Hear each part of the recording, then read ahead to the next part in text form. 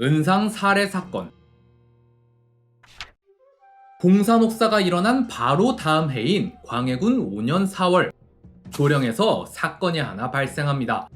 웬 괴한 무리가 지나가던 은상인을 죽이고 은 6,700냥을 탈취해 도망쳐버린 건데요. 범인을 잡아와 조사를 마치고 이제 형을 내리려는데, 그때 범인 중 한 명이 갑자기 엄청난 상소문을 올립니다. 저희는 단순 절도범이 아니옵니다. 훗날 왕을 몰아내고 영창대군을 옹립하기 위해 자금을 모으던 것이옵니다. 잠깐 짚고 넘어갈게. 일단 광해군 일기에는 이 상소가 허위 고변이라고 적혀 있습니다. 이첨이 사건을 부풀리기 위해 박응서한테 사람을 보내서는 얼마 전에 있었던 안위의 허위 고변 사건을 들어봤느냐. 안위는 죄가 있음에도 허위 고변을 했다는 이유만으로 벌을 받지 않고 풀려났느니라. 너도 허위 고변을 하면 내 어떻게든 풀어줄 테니 내가 시키는 대로만 하거라. 라고 해서 이첨의 사주를 받고 일을 벌였다는 건데요. 근데 앞서 말했듯 광해군 일기는 광해군을 몰아내고 정권을 잡은 서인 세력이 기록한 겁니다. 따라서 이 얘기를 100% 믿을 순 없겠죠. 다만 확실한 건 이 상소로 인해 훗날 엄청난 사건이 벌어졌음에도 박응서는 처벌을 받지 않았습니다.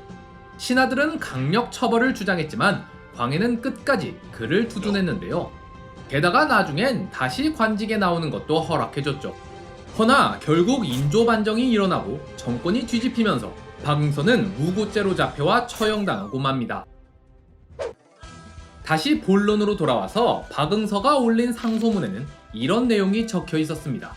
강변치루라고 명문가 자제 7명으로 이루어진 모임이 있어요.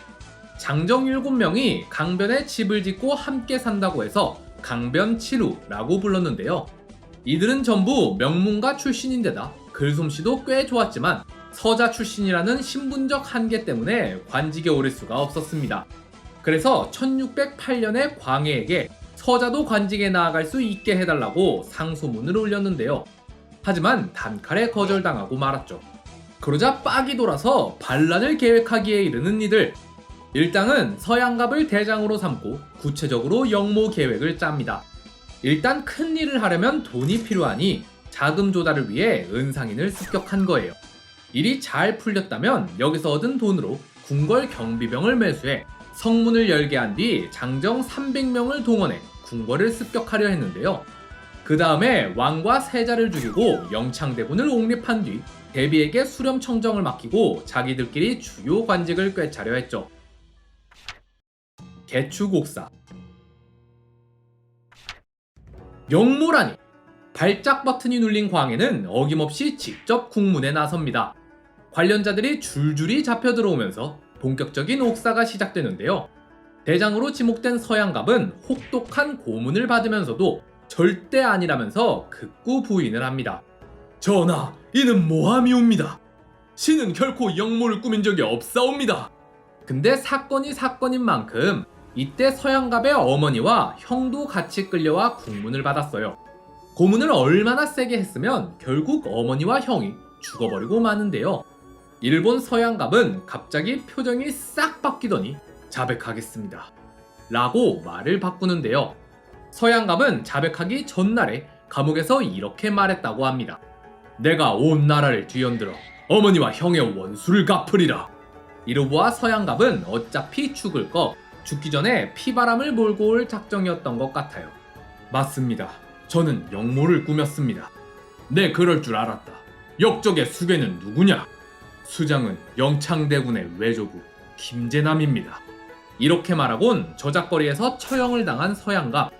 여기서 끝이 아니라 뒤이어 강변치루 중 한 명인 정엽이 사건을 더 키워버립니다. 정엽은 아예 고명 대신들과 조정의 중심까지 여럿 엮어내버렸는데요. 선조의 유언. 앞서 선조가 죽었을 때 임모광우는 선조의 유언이라면서 편지 한 장을 꺼냈습니다. 편지엔 이렇게 적혀 있었어요. 내가 죽으면 영창의 앞날이 걱정되는구나. 대신들은 내 유언이라 생각하고 영창을 잘 보살펴 주길 바란다. 대비단에선 나름 영창을 보호해달라는 뜻으로 전한 거겠지만 너무 섣부른 판단이었어요. 이 일은 오히려 대비와 영창에게 자충수가 돼버리고 마는데요. 생각을 해보세요. 선조란 놈이 죽으면서까지도 광해군이 아니라 영창만 걱정했단 거잖아요. 심지어 선조는 죽기 전에 광해를 불러다가 이런 유언을 남기기까지 했습니다. 형제 자매를 내가 살아있을 때처럼 사랑하고 누군가 내게 참소하는 말을 하더라도 그 뜻을 따르지 말라. 내 너에게 이렇게 부탁하니 모쪼록 나의 뜻을 깊이 유념하기를 바란다. 진짜 죽을 때까지 광해는 안중에도 없었고 오로지 영창만을 생각했던 건데요. 이걸 듣는 광해는 과연 어떤 심정이었을까요? 게다가 유언으로도 모자라 비밀리에 편지까지 남겼다고?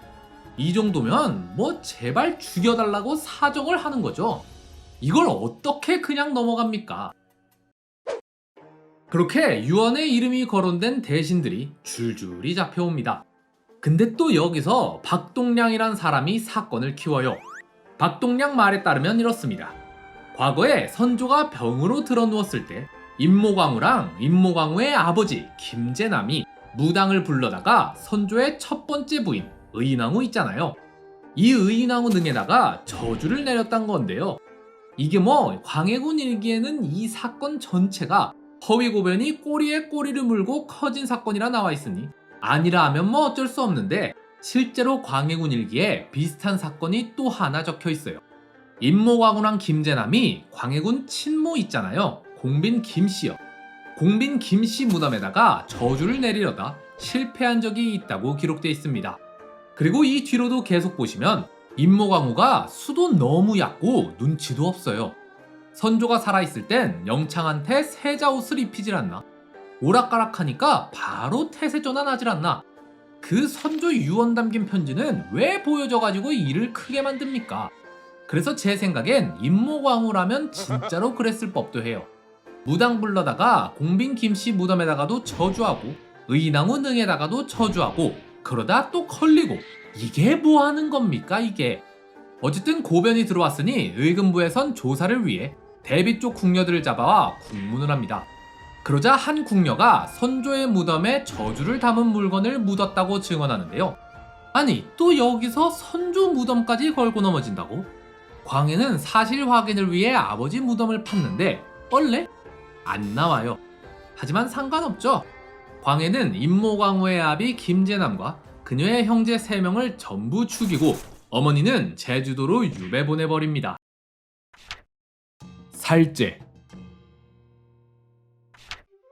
자, 일이 이 지경이 됐으니 이제 영창대군도 화를 피해갈 수 없습니다.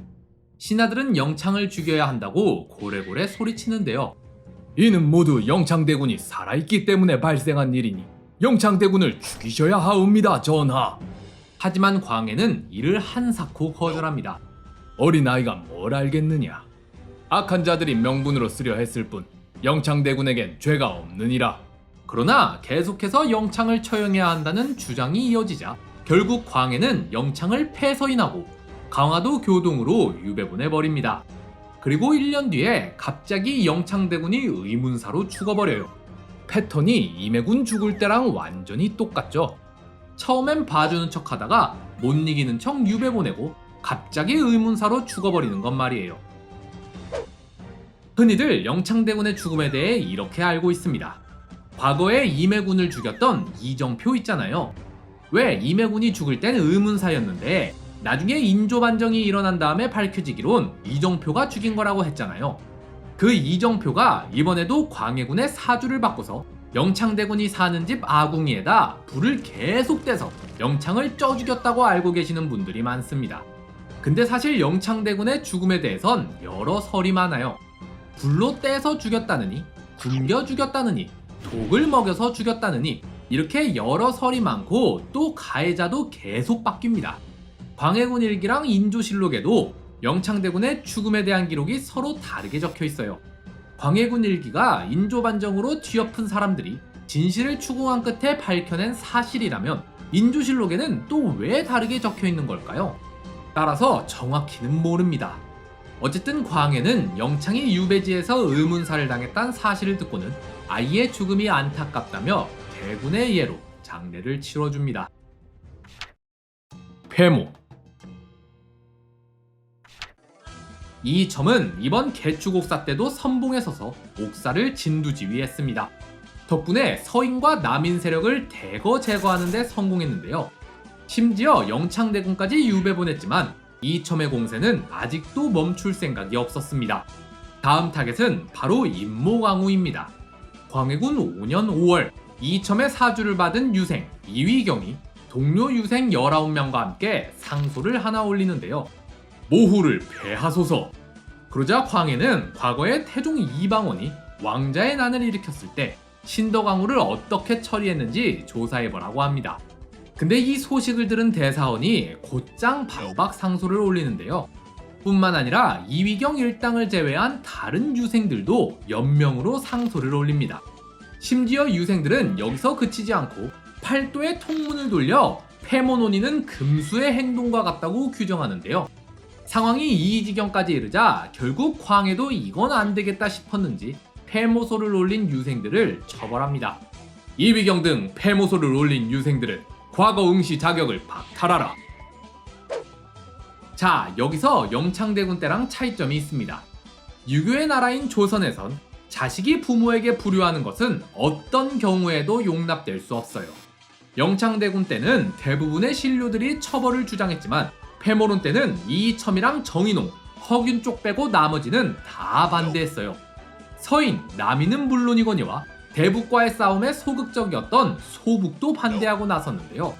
심지어 대북 측 인사들 중 일부도 이를 반대했습니다. 대북 내에서조차 파벌이 나눠진 셈이에요.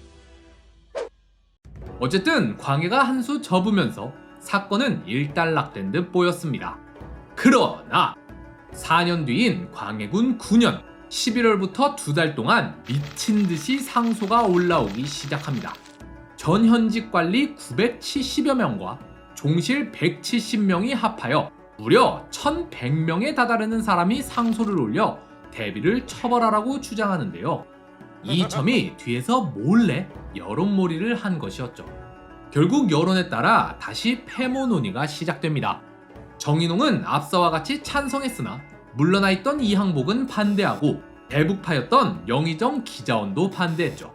그러나 지금 이미 1100명이나 되는 사람들이 찬성을 하고 나섰어요. 그러니 기세를 몰아 강경론자들이 목소리를 높였겠죠. 여론이 이를 원하옵니다 라고 말이에요. 그렇다 보니 대부분의 관료들이 이 사건에서 발을 빼버려요. 여기서 찬성했다가 역사에 오명을 쓰긴 싫고 그렇다고 또 반대할 용기는 없었던 건데요. 강경론자들은 반대파 핵심 인물인 이항복과 기자원을 탄핵합니다. 둘을 유배토록 하라. 붕당으로 보자면 서인, 남인, 소북 세력에 대북파 일부 세력까지 반대하는 마당에 이첨, 허균, 정인홍 이 셋만 찬성을 부르는 것 같지만 이미 세상이 이들 것이었기에 전체적인 목소리는 이쪽이 더 컸던 건데요. 관료들의 거센 요구가 계속되자 결국 광해는 못 이기는 척하면서 일부 수락합니다. 지금부턴 대비의 존칭을 없애도록 하라. 근데 지금 이를 이렇게까지 키웠는데 이첨이 이걸로 만족할 수 있을 리가요. 폐모론자들은 광해군 10년 1월에 폐모정청이라는 걸 엽니다. 조정의 백관을 모두 동원하여 왕에게 공식적으로 폐모를 요청하는 자리예요. 이때 자신들의 요구를 조목조목 구체적으로 적어서 제시했으나 광해는 이를 거절합니다. 사관은 이때 광해가 거절한 이유는 처벌 수위에 만족하지 못했기 때문이라고 적습니다. 광해는 얘네가 더 세게 나와주기를 바랬던 거라고 말이죠. 아예 밖으로 내쫓아버려서 임해군이랑 영창대군처럼 몰래 죽여버리려 했던 거라고 말이에요. 어쨌든 광해가 거절함으로써 논의는 또 질질 끌게 됩니다. 그러다 허균의 옥사도 있고 또 북쪽에선 명나라와 후금 사이에 전쟁이 터지면서 군사적인 문제도 생기고 하다 보니 자연스레 폐모 논의는 묻히게 돼요.